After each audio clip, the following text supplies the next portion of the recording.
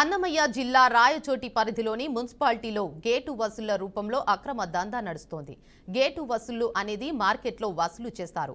అయితే ఇక్కడ దందా చేస్తున్న వారు మాత్రం రోడ్డుపై ఉన్న వ్యాపారుల వద్ద అక్రమ వసూలు చేస్తున్నారు. అయితే అక్రమ వసూలు చేస్తున్న వ్యక్తులు మున్సిపాలిటీ సిబ్బందా లేక బయట వ్యక్తుల అనేది తమకు తెలియదని వ్యాపారులు అంటున్నారు. గేట్ రూపంలో అక్రమంగా వసూలు చేసిన డబ్బు ఎవరి జేబులోకి వెళ్తున్నట్టు అనేది ప్రశ్నార్థకంగా మారింది. దీనిపై ప్రభుత్వం చర్యలు తీసుకుని అక్రమ వసూళ్లకు పాల్పడుతున్న వారిపై కఠిన చర్యలు తీసుకోవాలని చిరు వ్యాపారులు కోరుతున్నారు. మున్సిపల్కే పోయి కమిషనర్ కింద ఉన్న రైట్ హ్యాండ్కి మాట్లాడింటే అంటే పని చేసేవాళ్ళు మాట్లాడి వాళ్ళు కమిషనర్కి మాట్లాడి నేను హ్యాండిక్యాప్ ఏమో అంత మున్సిపల్ ప్లేస్లో పెట్టుకొని బ్రతికేయడానికి చేసుకొని పెట్టుకోండి అని చెప్పినారు. ఇప్పటి నుండి ఒక పేపర్లో రాపించుకొని కమిషనర్ దగ్గర అంత సైన్ చూపించుకొని పర్మనెంట్గా పెట్టుకోకూడదు, టెంపరవరీగా పెట్టుకోవచ్చు అని చెప్పి మామూలుగా గేట్ 30 రూపీస్ కడతాను.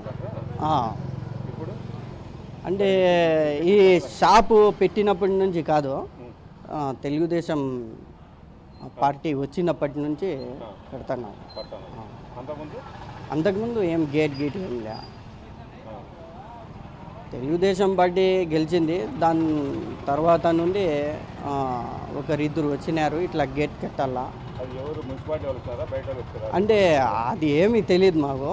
మేము మున్సిపాలిటీ వాళ్ళము అని చెప్పి వాళ్ళు తీసుకొని పోతా అంటారు. డిస్ట్రిక్ట్లో 5 నెలల వరకు ఇస్తూ పోతున్నారు.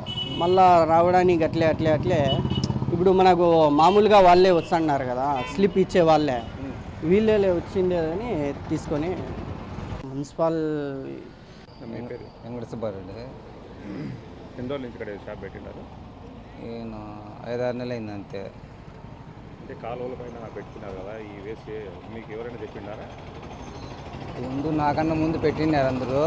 నేను వాళ్ళని అడిగి నేను పెట్టుకున్నా. వాళ్ళు ఇంకా ఎవరైనా అడిగింటేనే కదా పెట్టుకొని, లేకపోతే పెట్టుకోలేదు కదా.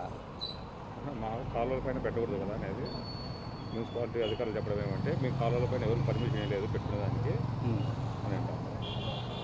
వాళ్ళని అడిగే కదా పర్మిషన్ ఇచ్చింటేనే కదా పెట్టుకుంటారు, లేకపోతే గేట్ ఎందుకు రాబడతారు?